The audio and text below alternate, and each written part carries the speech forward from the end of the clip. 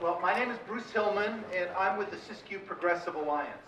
And the Siskiyou Progressive Alliance is pleased to be able to host the kickoff event in the Move to Amends Northern California Barnstorming Tour with David Cobb.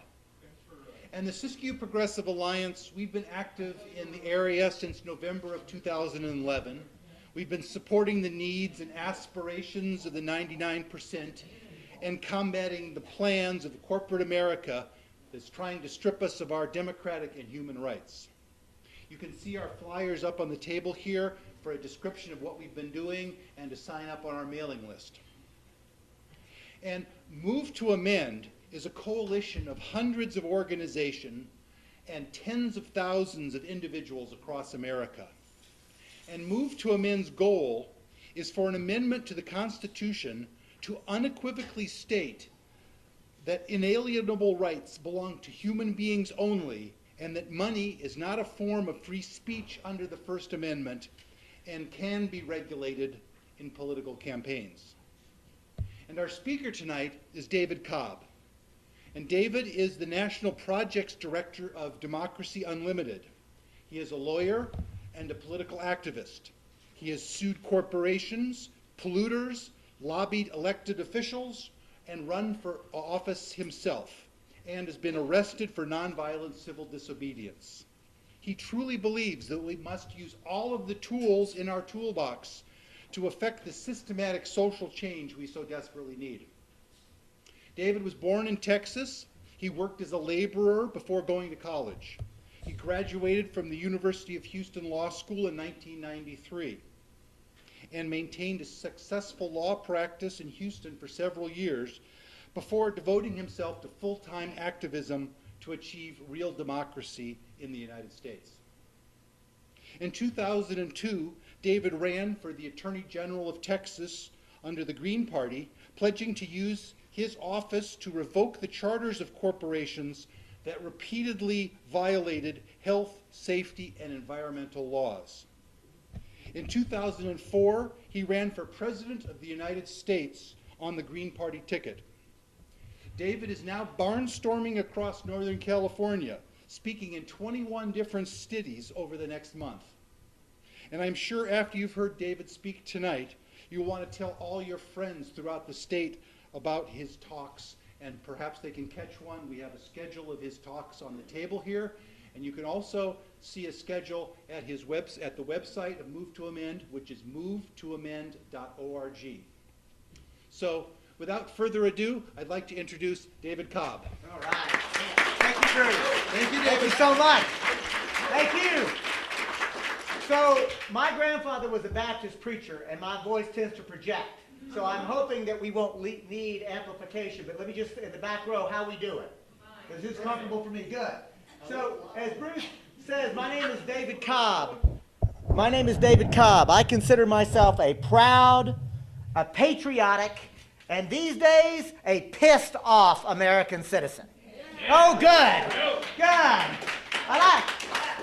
It always makes me happy when I get that kind of response to those three words, because I'll tell you, my friends, I also consider myself a political progressive.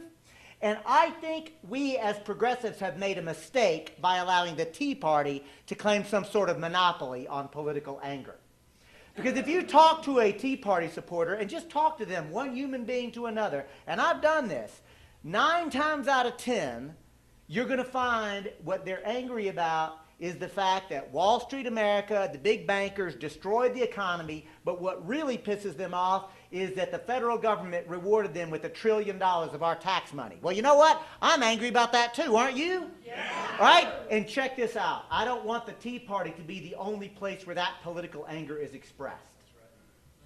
But I also want to go further, because I'm also angry about the fact that 1 in 6 American families are living below the poverty level. I don't hear that anger expressed at Tea Party rallies. I'm angry about the fact that 1 in 4 or 1 in 5 children are going to bed hungry in the richest country the world has ever seen. I don't hear that anger expressed at Tea Party rallies. I'm angry about the fact that the huge transnational corporations are destroying the planet that we depend upon for life itself and creating a racist, sexist, and class-oppressive world order with the plunder of Mother Earth, and I certainly don't hear that anger expressed at Tea Party rallies. And may I say, the anger that I'm expressing, the anger that so many of you clearly feel with me, my friends, that is a righteous anger. And I use that word carefully. I really am the grandson of a Baptist preacher. I know what the word righteous means. May I say that righteous anger is unique. You see, if you get mad because you don't get your way, that's not righteous. Righteous anger can only be provoked by anger at injustice, unfairness, oppression. But it goes even deeper than that. Because if you get angry at injustice, oppression, exploitation, and all you do is stew and wallow in your anger, that's not righteous either. See, righteous anger requires action. It requires you that you act against the injustice, that you act for justice. You see, righteous anger is unique. In saying it that way, I hope you can see righteous anger is actually a good thing. It was righteous anger that provoked the abolitionists who were angry at a depraved institution like slavery, and they did something about it. Righteous anger was what brought those women, and some men, but mostly women, together at Seneca Falls, New York. They were angry at a patriarchal society, and they did something about it. Righteous anger was behind the trade union movement. Righteous anger was behind the civil rights movement. Righteous anger is surely a good thing. And what's amazing about righteous anger is that when you allow that anger to well up in you, and you let it make you tremble at the unfairness of it all, and then you act for fairness, you transform that emotion into joy. It's almost like alchemy, because by working for justice, you actually step in to the most beautiful part of your humanity. That it actually takes us out of our anger and puts us into contact with other people who are working for justice. And it not only takes the edge off of that anger, it actually transforms us. It makes us, I believe, fully self-actualized human beings. It actually makes us aware that it is our birthright to be in cooperative, loving relationship with other human beings. And that whenever we actually begin that process, at the smallest level up to the largest level, that when we begin to engage in loving, compassionate, cooperative endeavors with one another, we become fully human.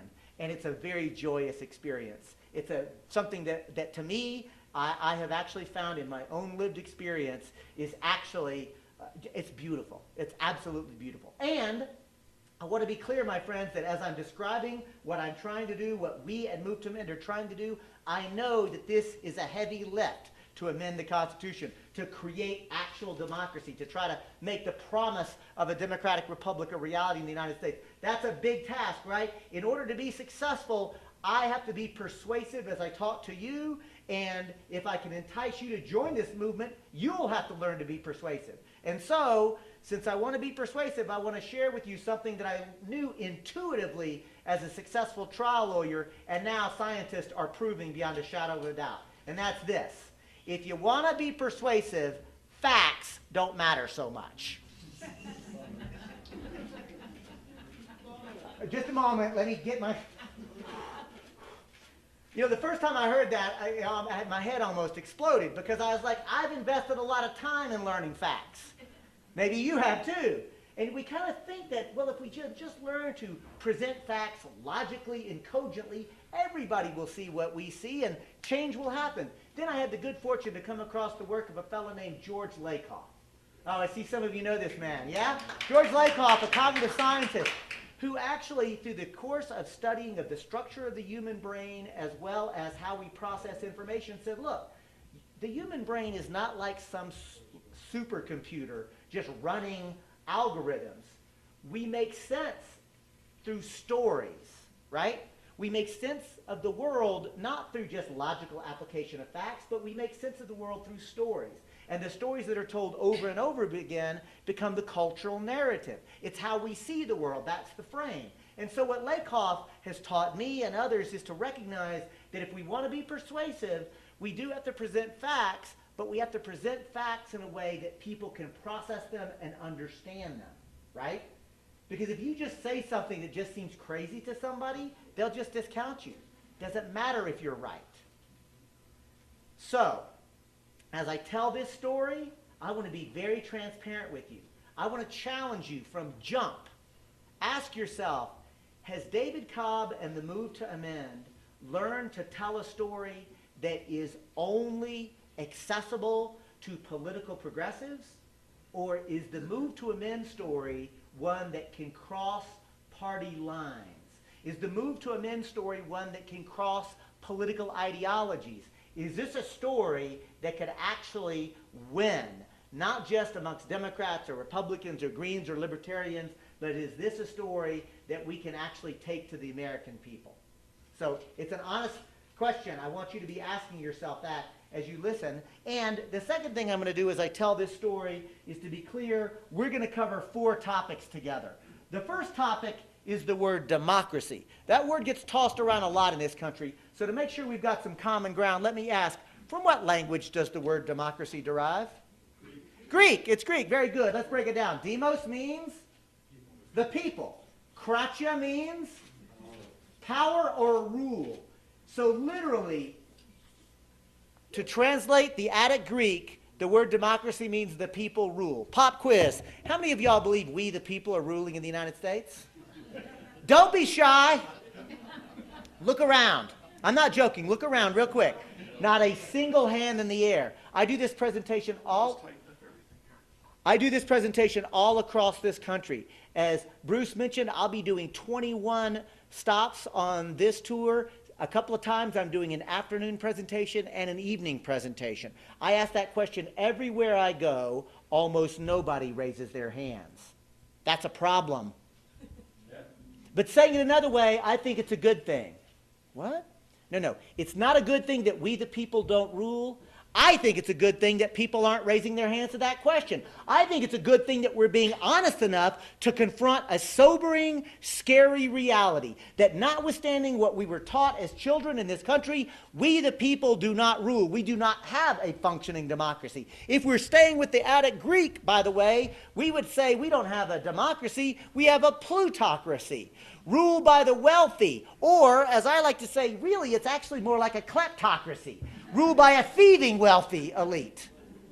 Right? Yeah. And we know that's true, and yet it almost is never said out loud. Well, I give you permission to tell the truth. That brings me to the next topic, which is the word sovereignty. My friends, if I just had the word the sovereign on the board, who or what would you think of? Quick, the sovereign. King. I bet almost everybody here, that's where your mind went. That's because the word sovereignty means authority to rule. And 500 years ago, the king was the sovereign. The sovereign was the king. And where, by the way, did the king claim his authority to rule? God. You don't get more legitimate. I mean, think about it. Think about it. Like, you know, to really illustrate this, we're going to do a quick little exercise together. This exercise is always a lot of fun. For me. You'll see, I will invite those of you here who are willing to do it to close your eyes and repeat after me. David Cobb is the king. I told y'all this was fun for me. I didn't get very many of you. Let me try another one. Because David is God's representative on earth. All right, let me try this last one. And therefore, anything David tells me to do, I will obey without question. Okay.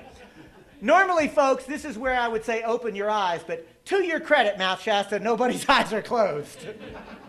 Good on you. But I will point out that y'all did what everybody does. As soon as you realized what I was asking you to say, you all laughed at me. Did you notice? There was like this sort of collective chuckle, guffaw. You all kind of smirked. I mean, some of you chuckled, some of you, but all of you laughed. And you know why you laughed?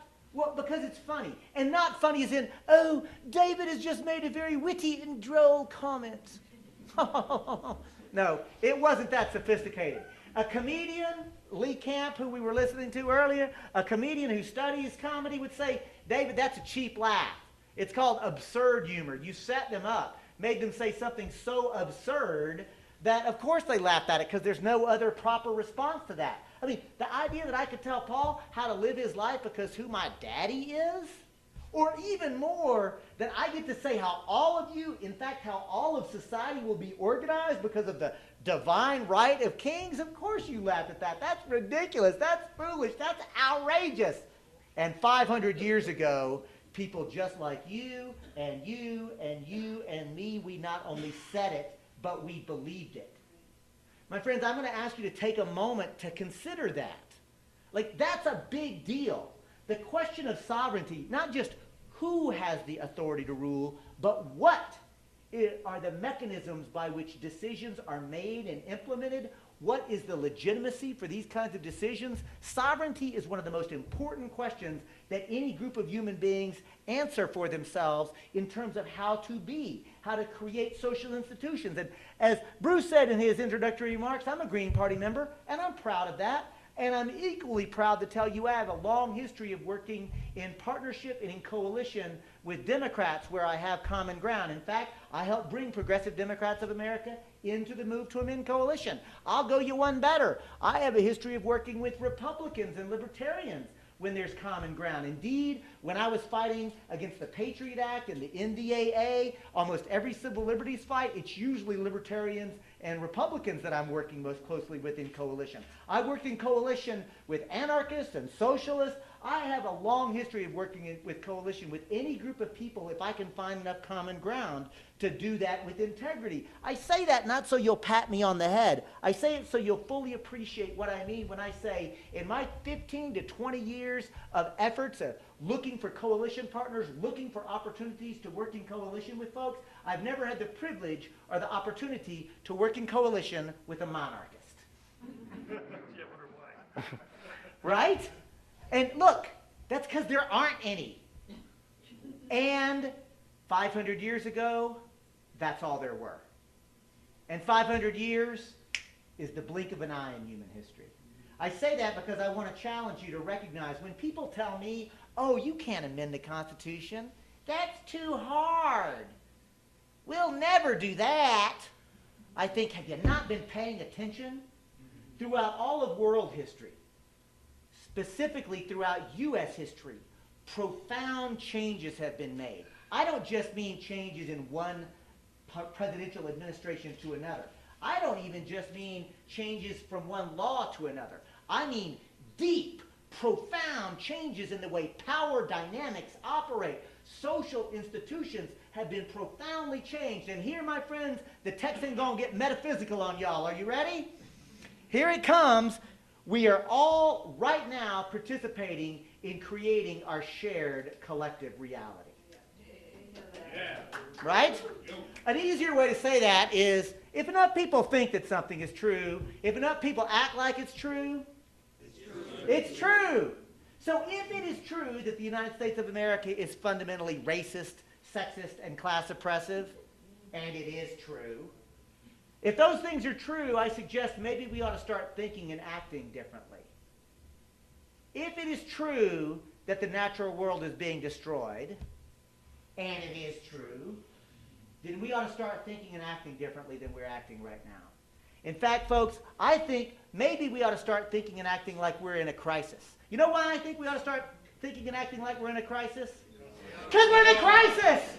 Right? Right now. You know it and I know it. We need to say it out loud. This is a crisis. In fact, it's not just a crisis. It's a series of crises. It's an ecological crisis worldwide. It is an economic crisis worldwide. It is a social justice crisis worldwide. In fact, there is a series of crises that are converging upon us right now as we speak. It's happening right now. And I say it because it's true, but I also don't want us to get too galvanized by fear or too freaked out by it, because I want to remind you that in the Chinese language, where they use words or symbols for an entire word, the symbol for the word crisis is also the symbol for another word. Opportunity. Look, folks, we are blessed and cursed to be human beings at this moment in world history, because we're facing a series of crises that are also presenting an opportunity for profound transformational changes in how we live on this planet, how we relate to each other. And I don't just mean as neighbors, I mean human beings to human beings. I mean species. I mean how we think about the natural world itself and our role in it. We have both an opportunity and a responsibility for transformational change now, right? I definitely believe that this is actually possible. And that actually brings me to the next topic, which is legal personhood. Please note that I did not write corporate personhood on the board, right? That's because legal personhood, in essence, means the ability to assert rights. And since I'm talking about legal personhood, I mean the ability to assert rights under law. And saying it that way, I hope you can see that legal personhood is not a technicality. In fact, it has been at the core of virtually every social movement, struggle, and fight in this country. The ability to claim your personhood status, the ability for any group of human beings to claim that they have inherent inalienable rights of a person, this has been a hard-fought struggle, not just an intellectual struggle. I'm talking about blood has been shed over this question. I'm talking about sweat. I'm talking about tears. I'm talking about profound cultural shifts. This, by the way, is what culture shift looks like. It's grappling. It's actually being willing to engage in deep intellectual, philosophical discussion about what does it mean to be a human being, what does it mean to actually be part of a functioning Republican form of government. This matters. And it brings me to the last topic, which is the word corporation. Since that word is equally important, I'm going to ask the same question. From what language does the word corporation derive? Latin. Very good, it's Latin. Let's break that one down. Corpus means body. The suffix tion in Latin means to have or create, or the quality, the inherent quality. So to have or create, body. And by body, I mean literal physical body. That's because in law school we are taught, by the way, are any lawyers in the crowd besides me that would admit it? This is a friendly crowd. No? Well, I will just tell you that in law school we are taught that a corporation is a legal fiction. In fact, even though you were not subjected to the law school experience, how many of you have heard, even if you couldn't precisely define it, how many of you have heard that a corporation is a legal fiction? Raise your hand, really. Like, I always, right? Hands just pop up everywhere. So a corporation is a legal fiction, corporation is a legal fiction, corporation is a legal fiction, corporation is a legal fiction. All these hands go up. A corporation is a legal fiction. My friends, that begs the question, what does the word fiction mean? Made up. Not true. In law school, we're taught a corporation doesn't exist in the physical material world. You know, reality.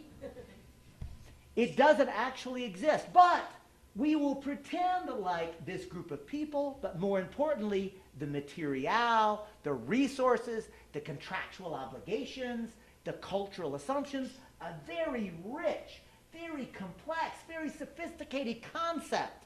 We're going to pretend like it exists in the material world so we can treat it a certain way under law. And remember, if enough people think that something is true, if enough people act like it's true, poof!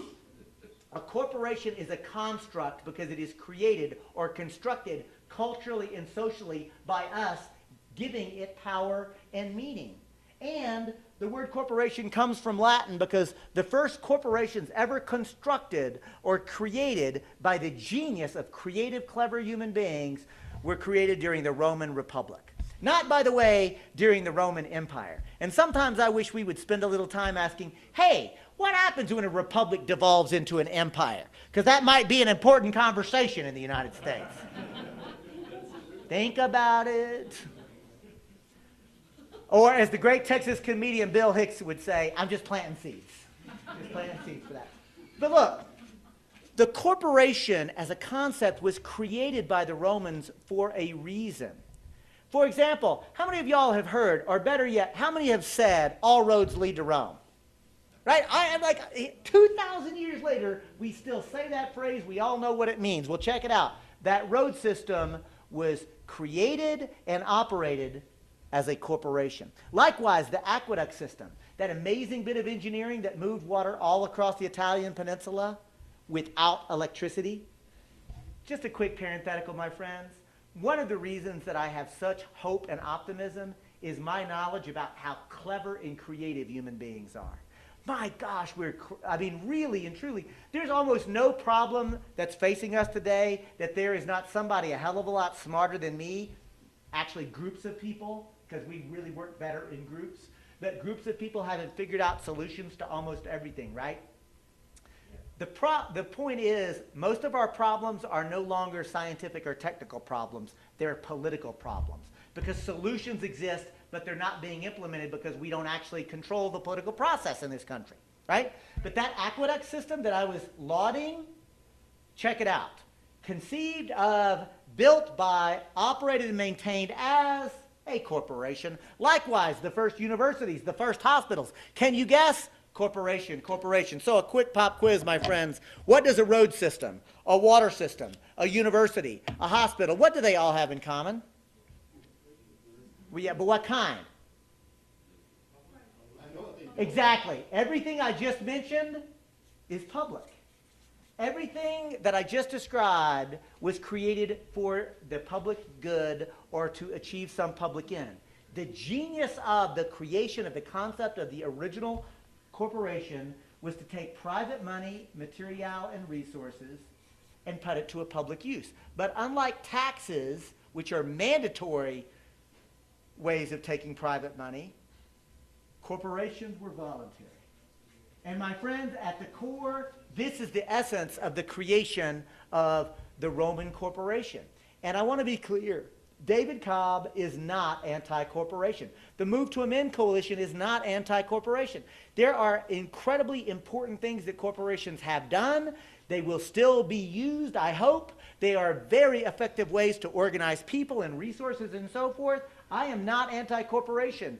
I'm also not pro-corporation. That's actually a pretty unsophisticated and actually very stupid frame to say I'm either for or against corporations. That's a bit like saying I'm pro-hammer and somebody else saying, oh no, I'm anti-hammer.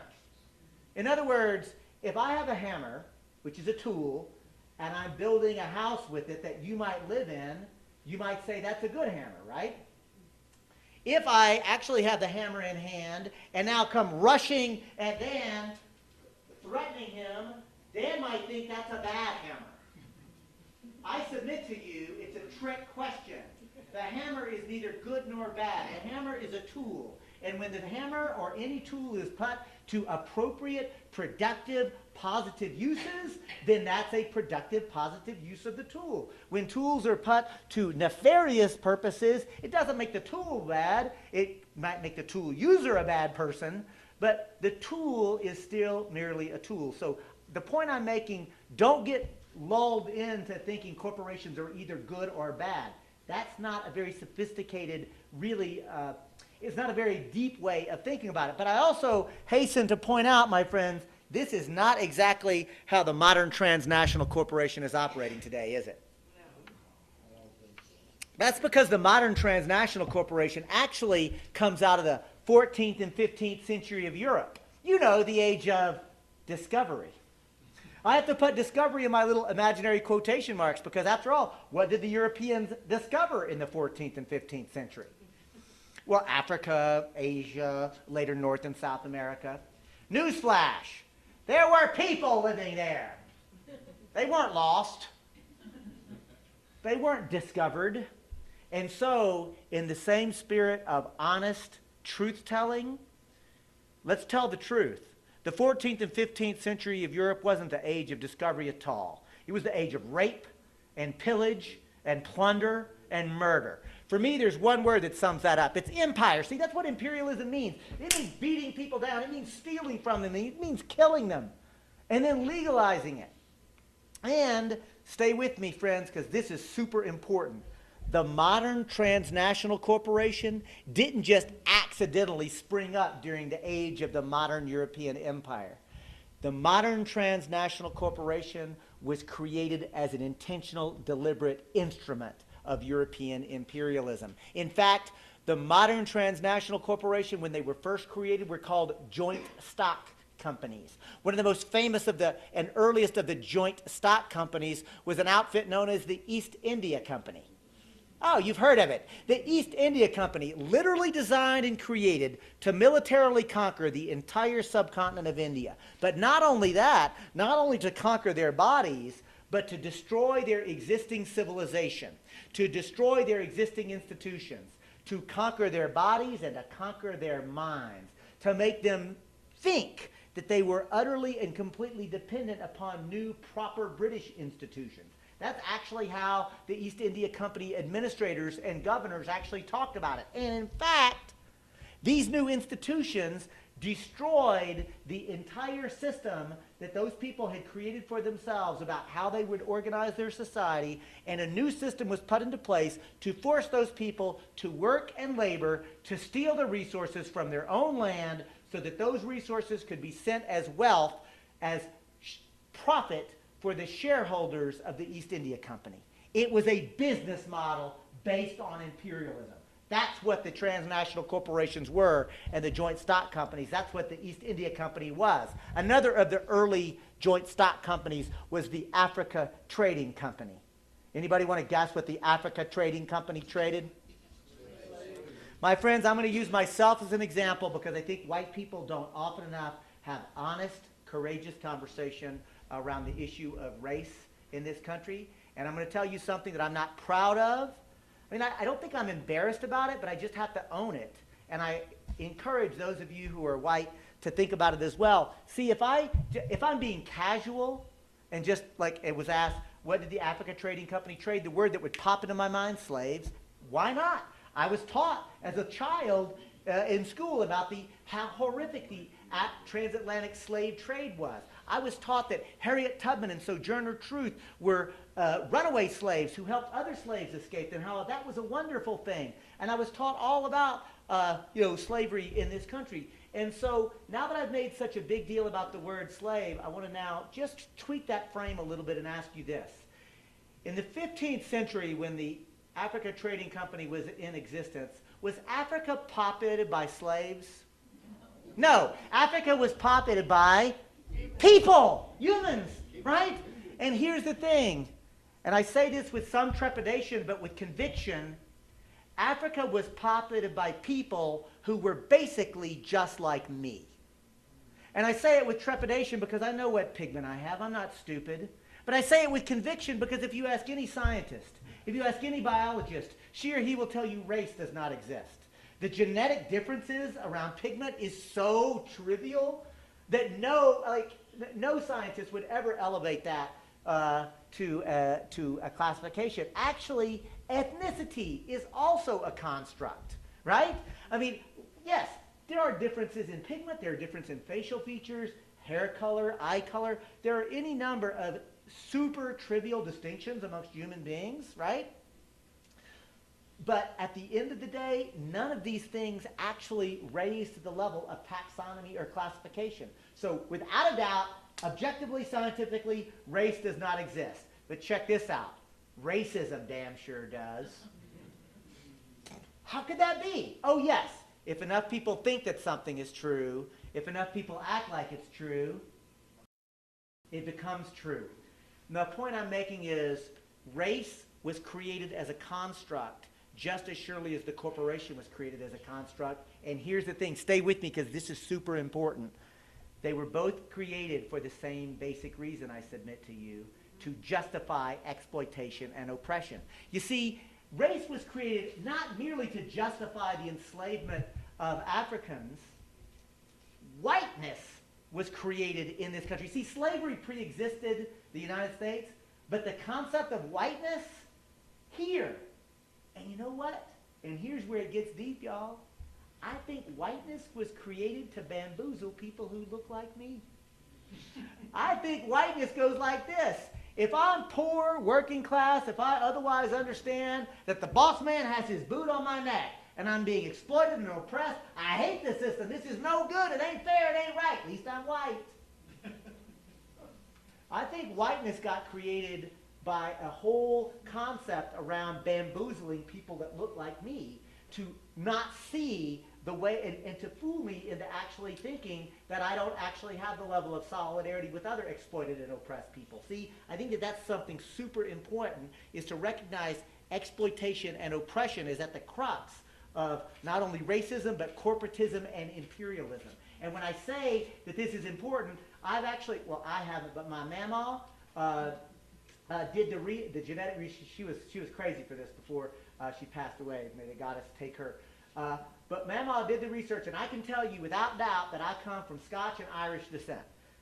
By the way, like two doubly exploited and oppressed conquered peoples, right?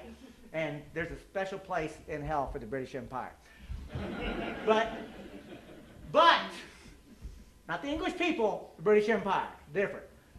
But here's the thing. How many folks here know also that you descend from Irish, specifically Irish stock? Lots of hands always go up, so congratulations, you're recently white. I'm not making this up. You know what I'm talking about, right? Here's the thing. For those of you who know it, Irish were not originally considered white.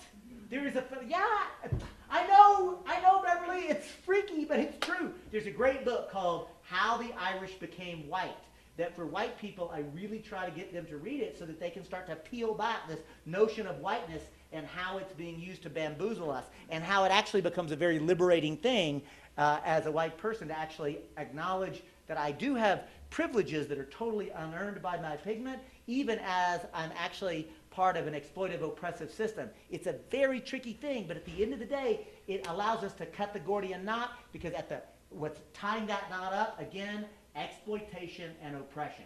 And at the end of the day, I submit to you, the world that we want to create and want to be part of, we're going to have to come to terms with the fact that we must be against exploitive and oppressive systems.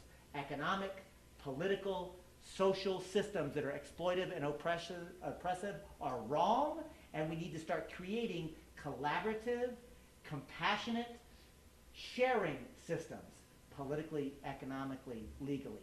And once you make that frame in your head, honestly, folks, for me, everything starts to make better sense, and what to do becomes obvious. So, remember, I'm telling a story, right?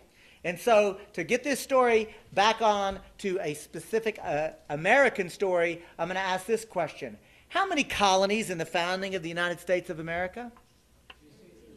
Come on, y'all, everybody knows this. 13, right? Right? So here's the thing. Of those 13 colonies, how many of them were actually corporations? Shoot. It's a trick question, but there are too many clever people in the crowd that you didn't fall for my trick question. The answer, all of them.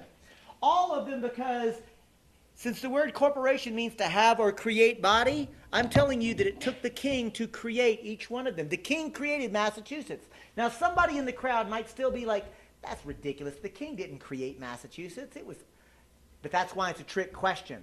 The land was there. The people who lived on the land.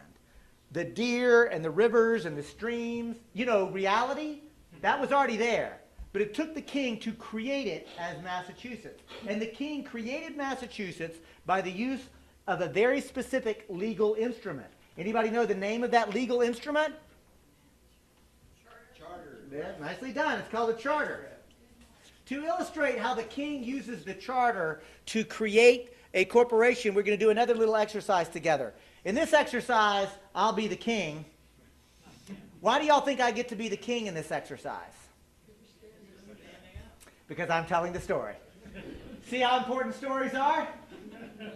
See how important it is that we ask who's telling these stories? Because I'll tell you something, my friends, if we actually come to terms with it, what we'll realize is that there isn't such thing as a liberal media. There's not even such thing as a conservative media.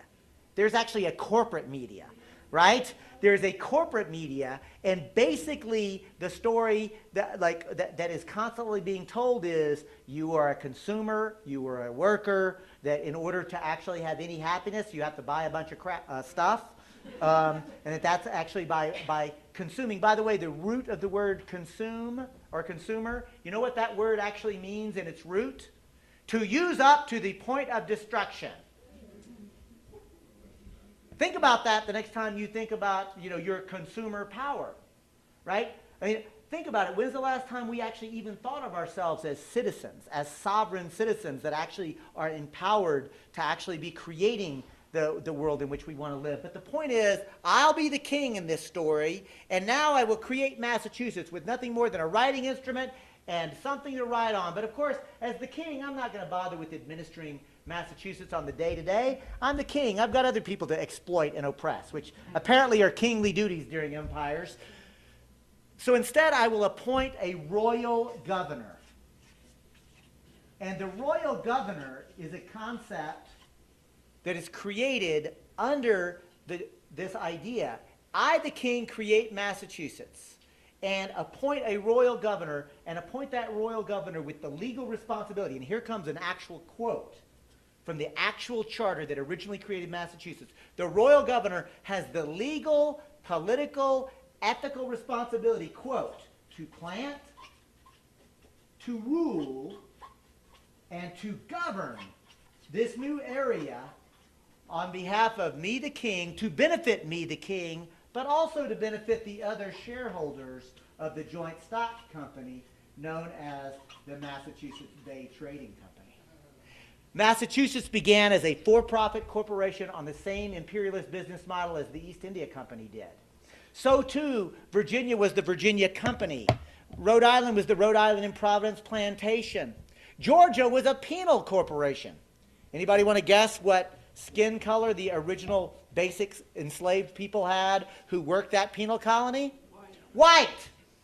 See what I mean about how when we dig in to the history of pigment and exploitation and oppression, how we don't even know our own history? But check it out. In today's terminology, we would not call the administrator of this joint stock company a royal governor. What word would we use instead?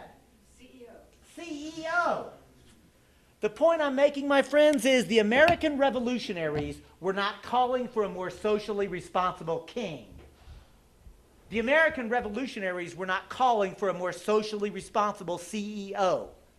Maybe we ought to do more today. I don't know about you, but I'm sick and tired of being confronted with examples of asthma rates in children because of decisions of these corporate bastards, and then be told, go and lobby them and ask them to be nicer. I am so sick and tired of being told that Massey Coal Company's decisions have been made that killed 30 coal miners and be told to ask them, please don't do that. I'm sick and tired of learning without a shadow of a doubt that decisions made by the British Petroleum Corporation CEO destroyed the ecosystem of the entire Gulf of Mexico, and the best that we can come up with is, please don't do that again. Is that really all we want as a movement? A little less death? Can't we raise our aspirations higher? Can't we remember that in this country, our legacy, we come from revolutionaries? That means something, y'all. That actually matters. And I want to be clear about this.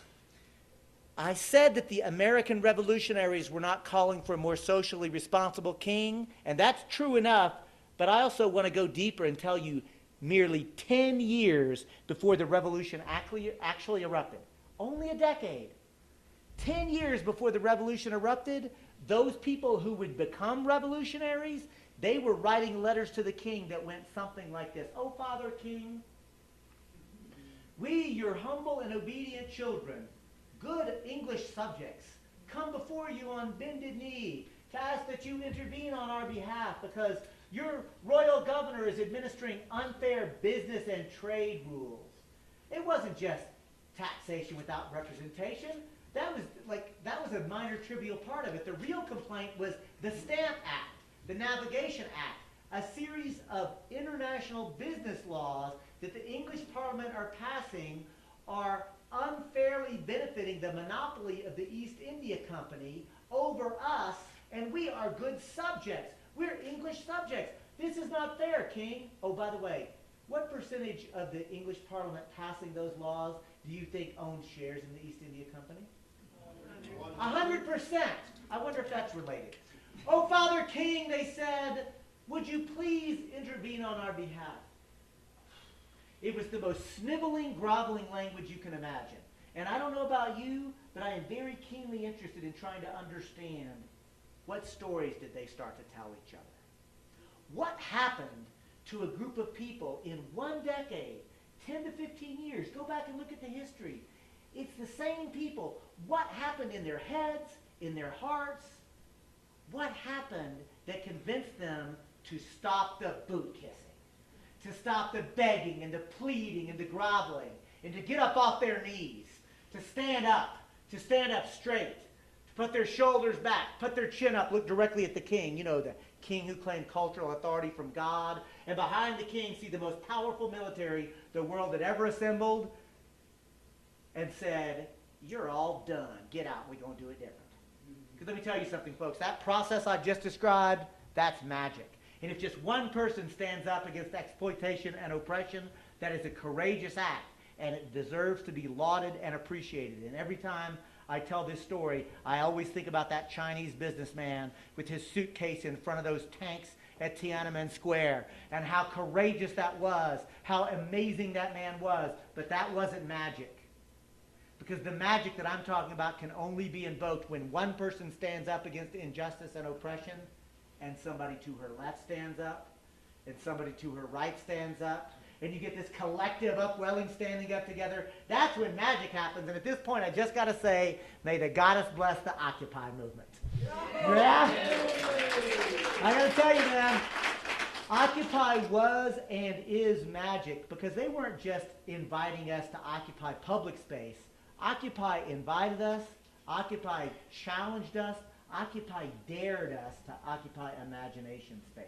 To imagine what it would be like if we actually thought and acted differently. And I got to tell you, folks, look, there's a reason that the Obama administration worked with police departments, the Office of Homeland Security, and Republican governors all across this country to intentionally and deliberately destroy those encampments. And you know why? Because the ruling elite of both political parties were scared to death of what was happening at those encampments. And you know what was happening?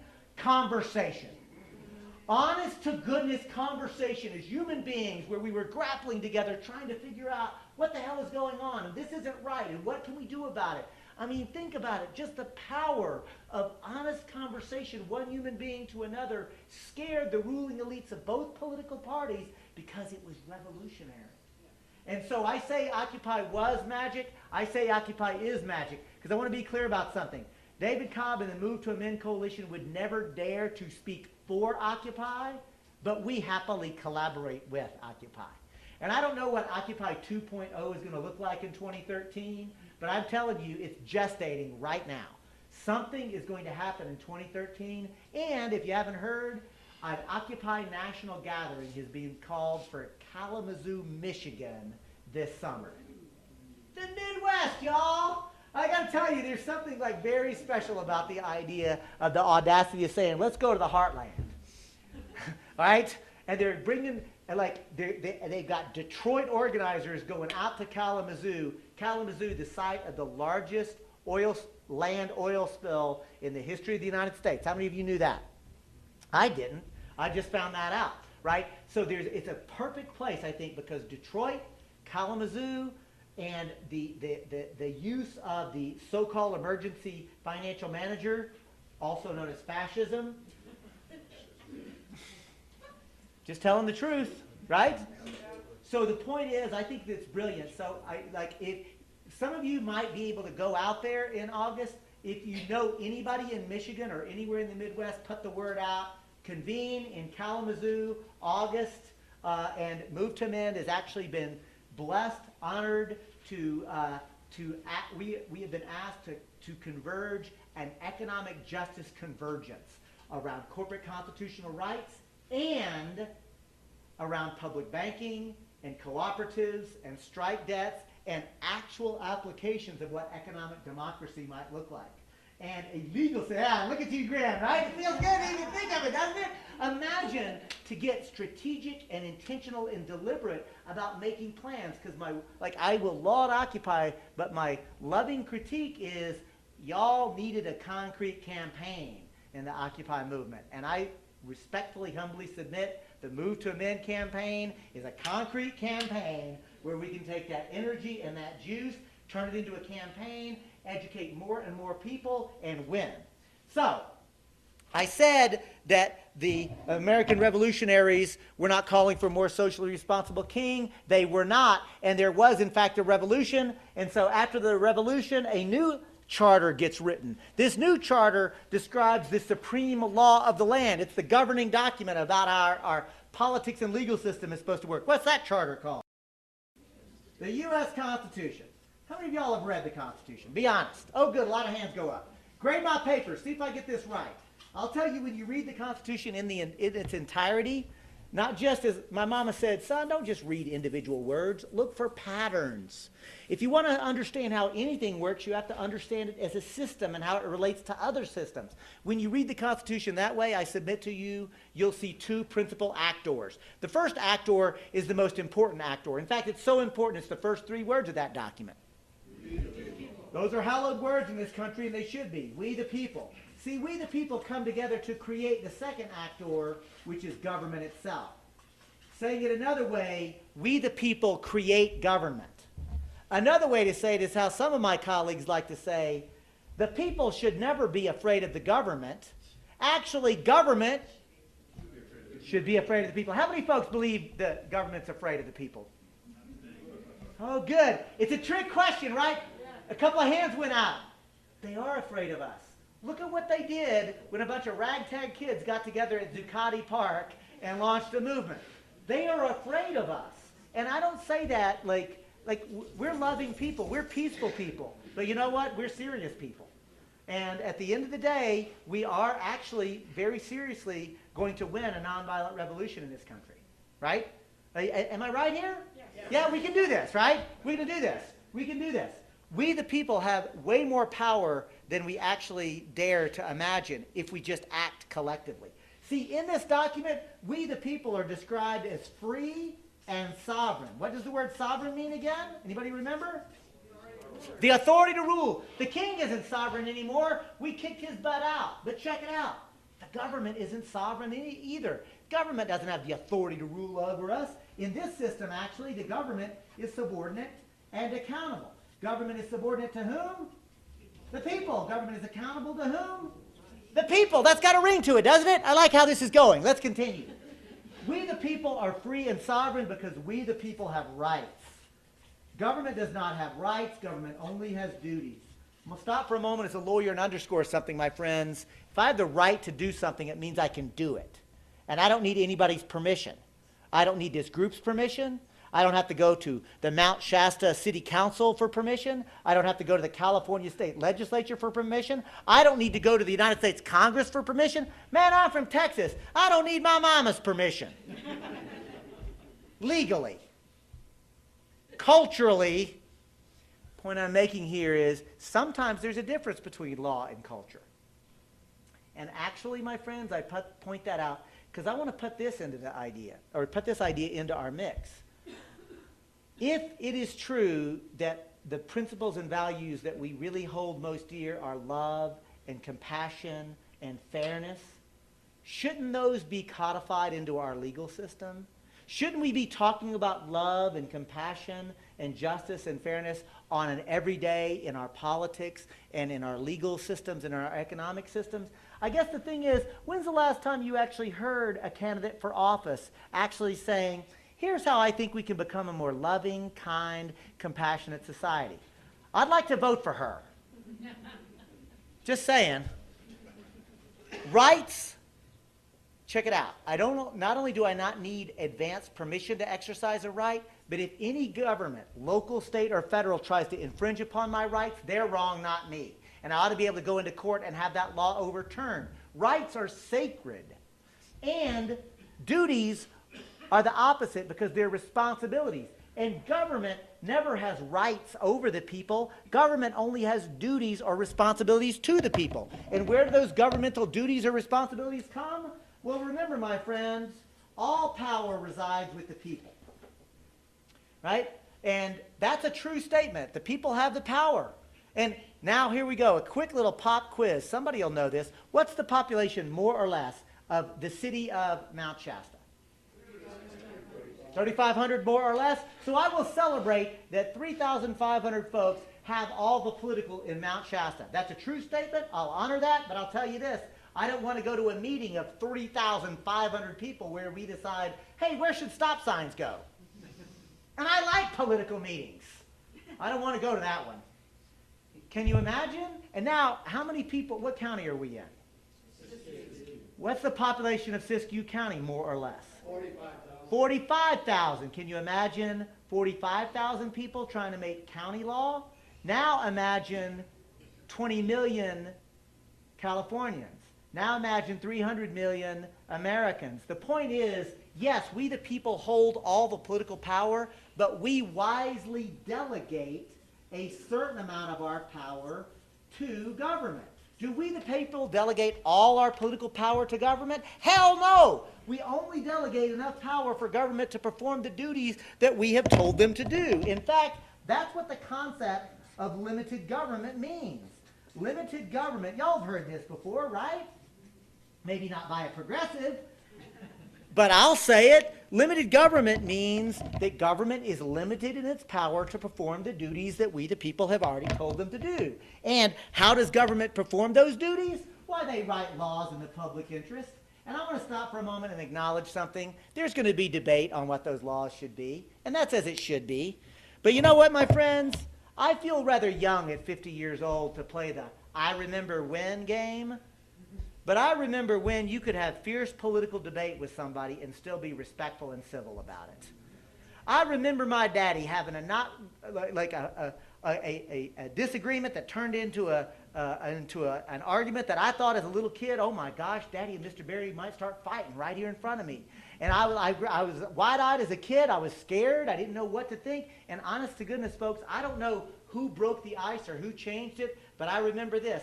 Somewhere along the way, next thing I know, Daddy and Mr. Barry are like this. And Daddy says, Barry, you coot, you crazy fool, I'll see you at the game or the feed store or wherever it was, right? Because the thing is, he was our neighbor, but we grew up in the country, right? So, like, we didn't have a next-door neighbor, but they were our adjacent property owners. And as a kid, I thought, what happened? Like, as an adult, I think I know what happened. May I tell you what I think happened? I think one of them realized and the other one agreed right away that whatever their disagreement was, which was obviously pretty significant, their relationship as neighbors was more important. They said, you know what? My kids play with your kids. I watch your property when you're not around. You watch my property when I'm not around. It was more valuable for them to have human relationship with one another than it was to fight over the political disagreement. So the point I'm making is, I believe that we can have passion in our politics. I hope y'all can tell I'm passionate about my politics.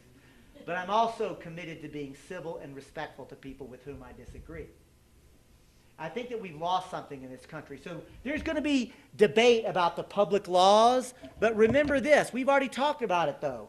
That one thing that no law can do, whether I like it or not, a law cannot violate the private rights of the individuals who are here. And now that we've framed this out, my friends, watch this. In 90 seconds, now that we've done the background, I'm going to tell you how the U.S. constitutional Republican form of government is supposed to operate. Watch this.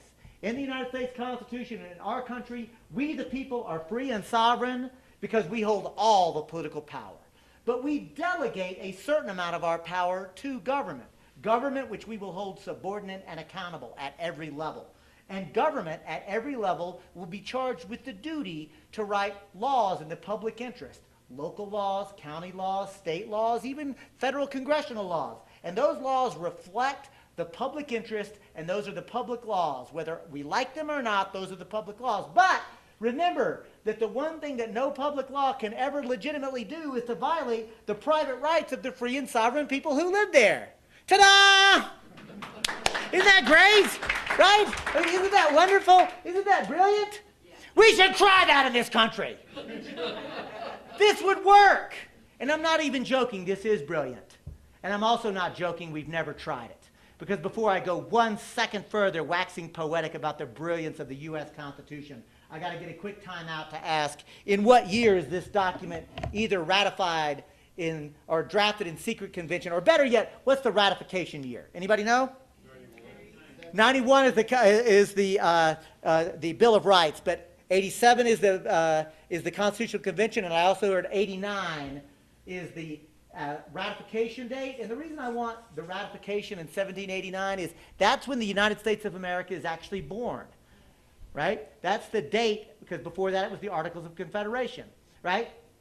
In 1789, when this beautiful document is framed up and created, now I want to ask, now that we know what legal personhood means, the ability to assert rights. Who's part of We the People in 1789? What are their characteristics? White. Is it all the white people? Only the male people.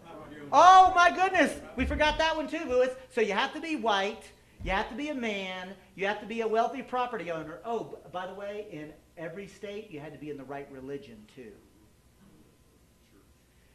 Do you know what percentage of the adult human beings living in the newly minted United States of America were actually legally persons? What percentage?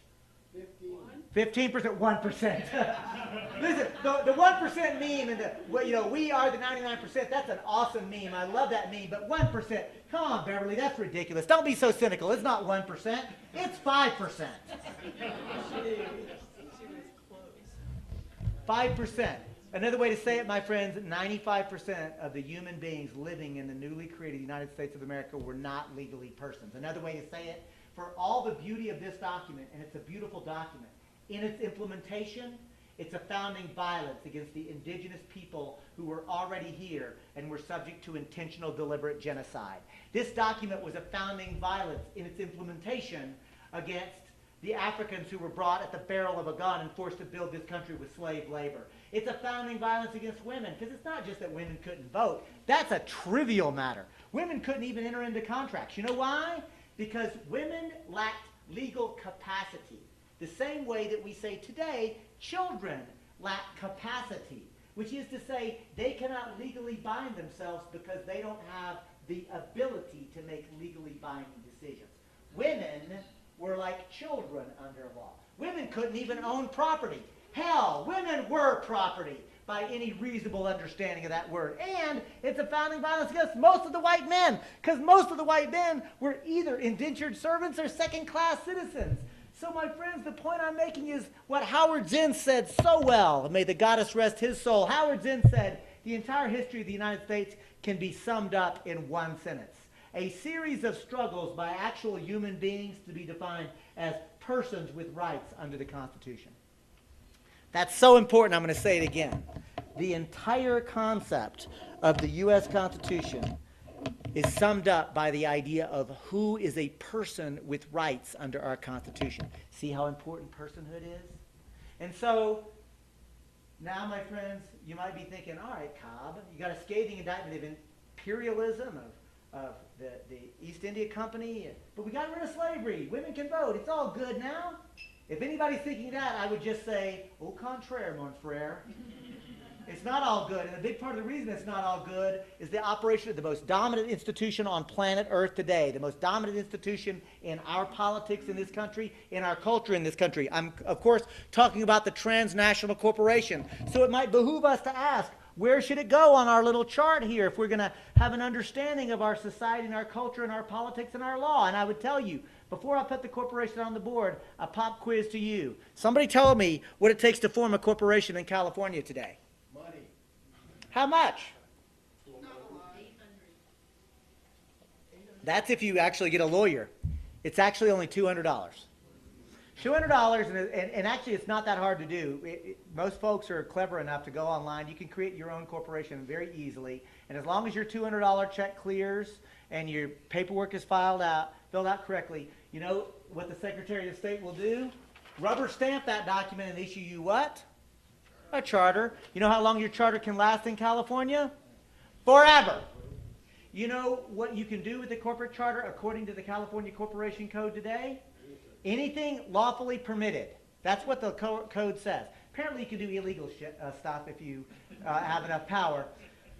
But the point I'm making is we don't even think about, like, we act as if the corporation is like, well, I don't know, like just like part of nature, right? We act like we have no control over it. It's just like there, and etc. Now, my friends, I'm going to take you back to 1789 and very quickly tell you what it once took to form a corporation in the United States of America, and this was true for the next 75 to 100 years in this country. First, your application didn't go to some trivial clerk. Your application went to the House of Representatives of your state government, the State House of Representatives. And they discussed it, debated it, and voted on it. And you had to get a majority vote. And that's not enough, because now your application goes to the state Senate, where they discuss it, debate it, and vote on it, and you got to get a majority vote. And that's still not good enough, because now if you pass those two hurdles, now your application goes to the governor, who considers it and has to be willing to sign it. Does that sound anything like creating a corporation today? Of course not. What did I just describe? A law. Point I'm making is the privilege of limited liability incorporation was once politically controlled in this country at the same level as laws, because it was considered that important. Oh, and by the way, if you were granted the privilege of incorporating, it didn't last forever. You know how long most corporate charters last?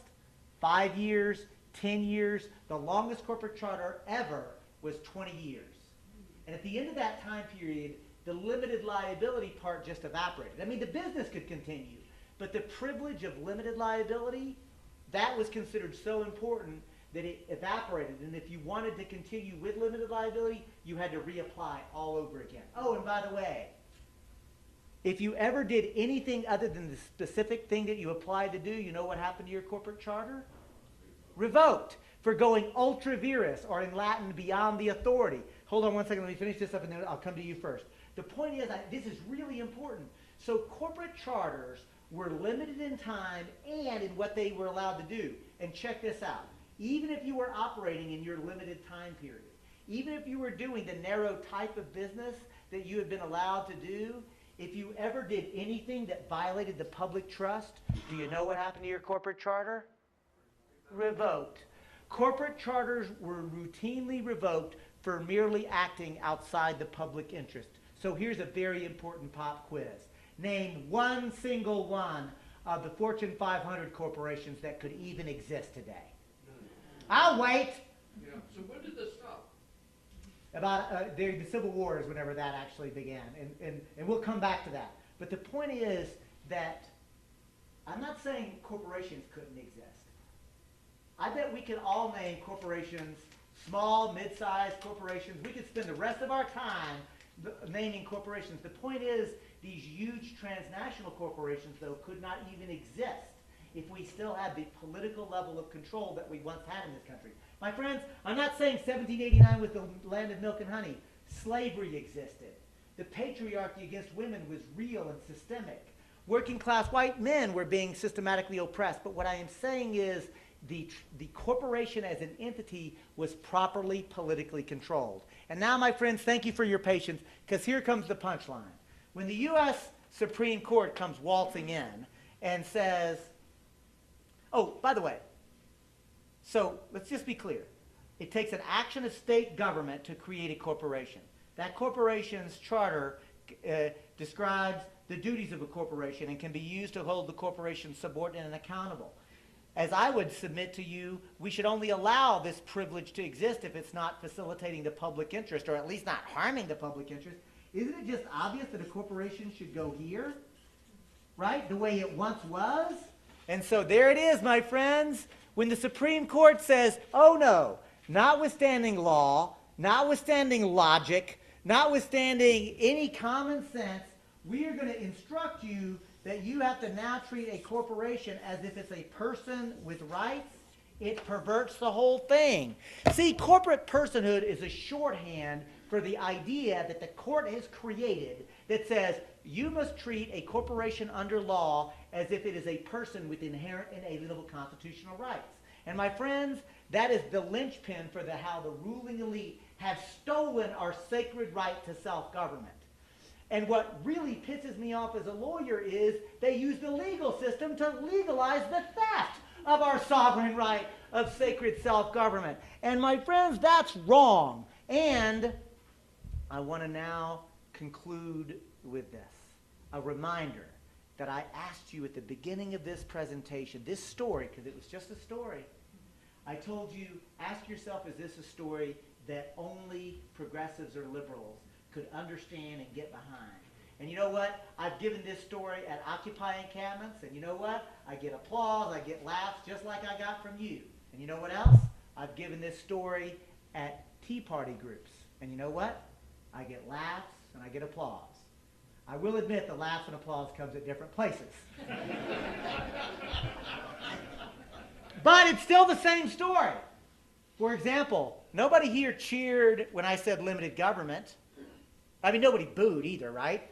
I mean, nobody cheered when I said sovereignty. The point I'm making is, if we learn how to tell this story in a way that is authentic, that is honest, we're going to find a lot of common ground.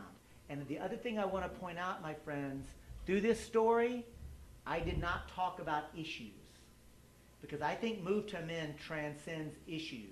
This is about the principles and values of how our democratic Republican form of government is supposed to operate. It's why at Move to Amend we have principled conservatives and principled liberals coming together to demand an amendment to the Constitution to do two things. One, to abolish in its entirety the idea that a corporation is a person with constitutional rights. Another way to say this is, well, duh. Right? Only human beings have constitutional rights. By the way, that means artificial entities like for-profit or non-profit or unions or limited liability partnerships, only living, breathing human beings have constitutional rights. Make sense? Yep. Duh! Yo. The second one is to abolish the equally odious, also court-created idea that money equals speech. See, money is not speech, it's property, right? And this idea that money is speech, that was created in 1976 by the Supreme Court in a decision called Buckley versus Vallejo. Did you know that before this decision, it was a felony in most states to actually try to use corporate money to even influence an election? See how low we've sunk? The point I'm making is this, my friends. Move to Amend is actually calling for a constitutional amendment. It's a concrete campaign, and I'm going to pass out now on this side, and then I'll keep one on this side. Look on the back is the actual language. There's also the website, and there is all this information. But at its core, this is a movement. And I'm going to now tell you that we did not even exist in 2010. Today, we have 270,000 people actively participating. We have helped to pass 500 city and county resolutions. We put this on the ballot in 25 jurisdictions, won every single one of them, including in conservative, Republican-dominated jurisdictions. And we haven't lost yet. We've also created over 175 local affiliates and partnering groups. But I do want to be clear, my friends, if you don't want to join this movement, just pass the petition. I mean, I won't be insulted. I think I'll be surprised, but I won't be insulted if you don't want to join the movement. But I want to be clear about something. This is not a petition that we're going to submit on bended knee. This is an organizing petition. I'm asking you to sign up to join a movement. We're going to be in touch with you. We want you to help to organize and educate in your community. I've been told by others that there's also an effort already underway. I think Bruce was saying that he, no, it wasn't Bruce. You might actually be thinking about running a state or a countywide initiative, right? Yes. And then lastly is this. On April 4th, I've got my entire itinerary here.